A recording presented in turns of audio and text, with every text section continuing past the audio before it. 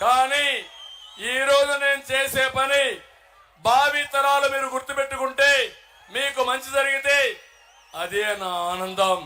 అందుకే నేను పనిచేస్తున్నానని మరొక్కసారి మీ అందరికి హామీ ఇస్తున్నా.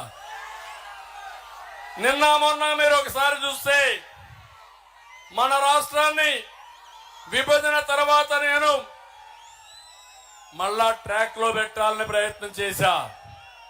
ఒక విషయం మీరు చూడండి, మొత్తం రాష్ట్రాన్ని మీరు చూస్తే విభజన రోజున తెలంగాణ తలసరి ఆదాయం మన తలసరి ఆదాయం 35% వ్యత్యాసం. నేను 5 ఏళ్లు కష్టపడ్డా, మీ తలసరి ఆదాయం తెలంగాణ కంటే పెంచా. 2 వ్యత్యాసాలు చూస్తే 27%కి తగ్గించాను. అదే నేనుంటే 15%కు వచ్చేది. ఇంకొక 5-10 ఏళ్ళు ఉంటే తెలంగాణతో సమానంగా 2 కూడా ముందుకు పోయేటివి. దుర్మార్గుడు కోటేశారు, 45% తీసుకెళ్లాడు. గొప్పోడే కదా, అందరినీ పేదవాళ్ళందరినీ నిరుపేదలు చేశాడు ఈరోజు. అవునా కాదా? నువ్వేదైనా మంచి చేస్తే బటన్ నొక్కితే మీ జీవన ప్రమాణాలు పెరిగాయో? మీకు న్యాయం జరిగిందో? మీ పొలానికి నీళ్లు వచ్చాయా? పంటలు పండాయా? గిట్టుబాటు ధర వచ్చిందా? పిల్లలు నీకు ఉద్యోగం వచ్చిందా? ఏంటి నీ బటను? ఒట్టొట్టే బటన్ నొక్కుంటా ఉంటావు. నువ్వు బటన్ నొక్కతానే నా కష్టాలు పెరుగుతా ఉంటాయి. కరెంటు మీద బటన్ నొక్కుతావు, ఏడొచ్చి బిల్లు కొత్తగా మళ్ళా ఇస్తాడు 10వసారి. రకరకాల పేర్లు పెట్టారు, నాకే అర్థం కాల.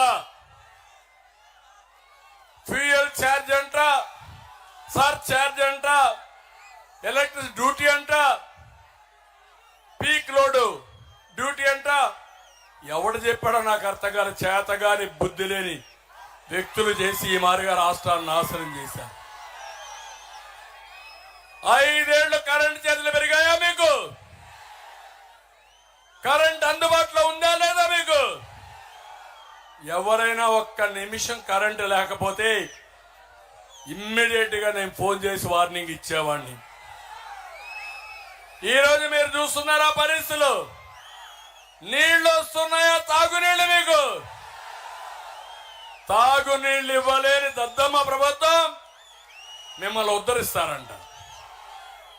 అందుకే విభజన కంటే ఈ రాష్ట్రానికి అన్యాయం చేసిన వ్యక్తి ఎవరు? జగన్మోహన్ రెడ్డినా?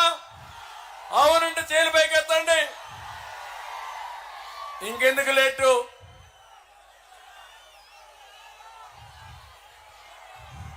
రేపు ఎన్నికల్లో 2 బటన్లు నొక్కాలి. ఒక బటన్ మాగుంట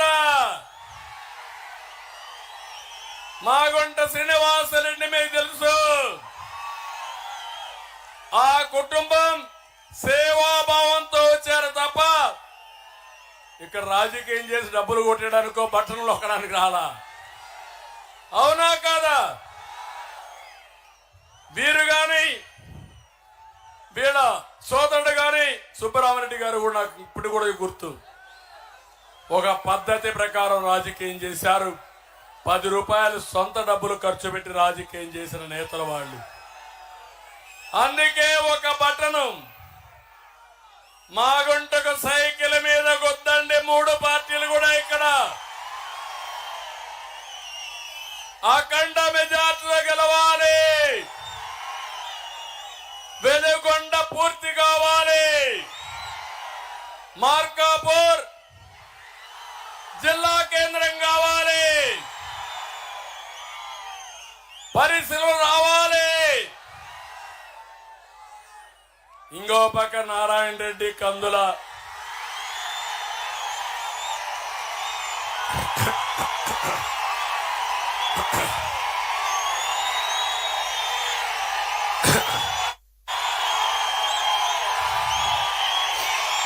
అనుభవం ఉంది, ఆవేశం ఉంది.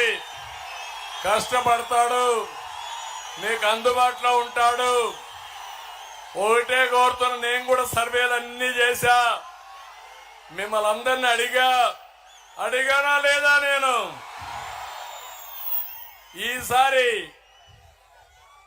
కొంతమందిని పంపించి సర్వే రిపోర్ట్ తెప్పించా, నేరుగా నా వాయిస్తోనే IVRS అడిగా.